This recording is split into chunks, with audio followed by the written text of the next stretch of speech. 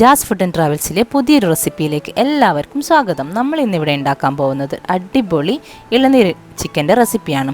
അതിനു വേണ്ടിയുള്ള ഇൻഗ്രീഡിയൻസ് എന്തൊക്കെയാണെന്ന് നോക്കാം. അതിനു മുന്നേ ഈ വീഡിയോ ഇഷ്ടമായാൽ നിങ്ങൾ ലൈക്ക് ചെയ്യാനും കമൻറ്റ് ചെയ്യാനും ഷെയർ ചെയ്യാനും മറക്കരുത്. ഈ ചാനൽ ആദ്യമായി കാണുകയാണെങ്കിൽ സബ്സ്ക്രൈബ് ചെയ്യാൻ മറക്കരുത്. ഇനി നമ്മൾക്ക് നമ്മളെ വീഡിയോയിലേക്ക് പോകാം. ഇളനീർ ചിക്കൻ്റെ ഇൻഗ്രീഡിയൻസ് എന്തൊക്കെയാണെന്ന് നമുക്ക് നോക്കാം. ഇതൊരു 200 ഗ്രാം ചെറിയുള്ളി, ഒരു മീഡിയം സൈസ് അധികം പഴുക്കാത്ത തക്കാളി കുരുപോക്കിയിട്ടുള്ളതാണിത്. പിന്നെ 3 പച്ചമുളക്, 2 കൊന്ത് കരിവേപ്പില, ഒരു 10 അല്ലി വെളുത്തുള്ളി, 3 ടേബിൾ സ്പൂൺ കുരുമുളക് പൊടി, പിന്നെ ഒരു മീഡിയം സൈസ് ഇഞ്ചി. അടുത്ത നമ്മുടെ മെയിൻ ഇൻഗ്രീഡിയൻറ്റ് ഇതൊരു 3/4 കിലോ ചിക്കൻ ഉണ്ട്. പിന്നെ ഇതൊരു ഗ്ലാസ് ഇളനീരിൻ്റെ വെള്ളം.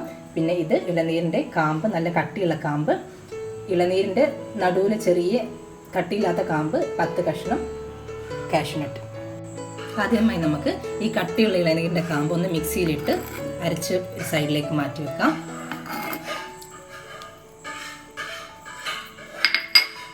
ഈ കാഷ്നട്ടും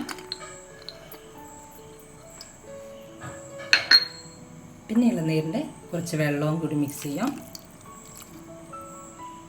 നമുക്കിത് അരച്ചിട്ടെടുക്കാം.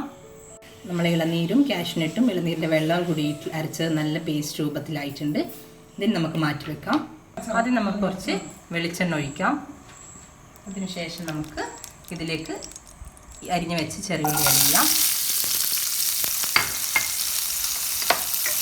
ചെറിയുള്ളി നന്നായിട്ട് ഒരൽപ്പം ഉപ്പ് കൂടി അരിയാം.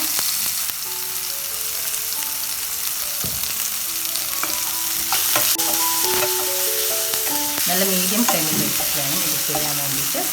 അടുത്തതായി നമുക്ക് കുറച്ച് വെളുത്തുള്ളി ആഡ് ചെയ്യാം. പിന്നെ ഇഞ്ചി ആഡ് ചെയ്യാം. നമ്മൾ അരിഞ്ഞു വെച്ച 3 പച്ചമുളക് ആഡ് ചെയ്യാം.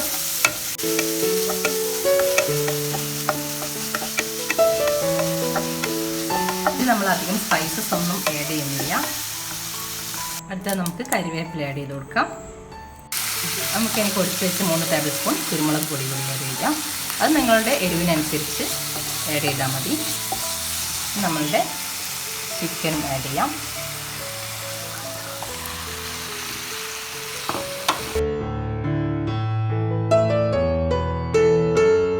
നമ്മളെ ഇളനീരിൻ്റെ വെള്ളം ആഡ് ചെയ്ത് കൊടുക്കാം. നന്നായി മിക്സ് ചെയ്യാം. എന്നിട്ട് നമുക്കിതൊരു 10 മിനിറ്റ് മീഡിയം ഫ്ലെയിമിൽ നല്ലോണം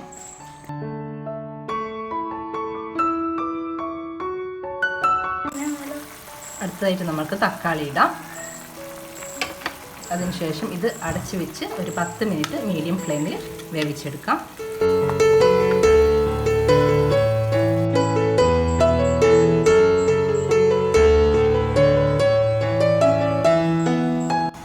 നമ്മൾ 10 മിനിറ്റ് കഴിഞ്ഞിട്ടുണ്ട്. നല്ല അടിപൊളി സ്മെല്ല് വരുന്നുണ്ട്. നമുക്കിത് തുറന്ന് നോക്കാം. നല്ല അടിപൊളിയിൽ കുക്കായി വരുന്നുണ്ട്.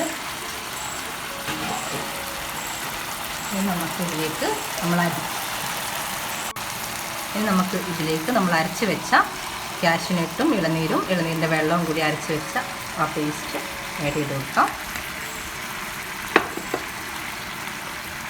നല്ലോണം മിക്സ് ചെയ്ത് കൊടുക്കാം.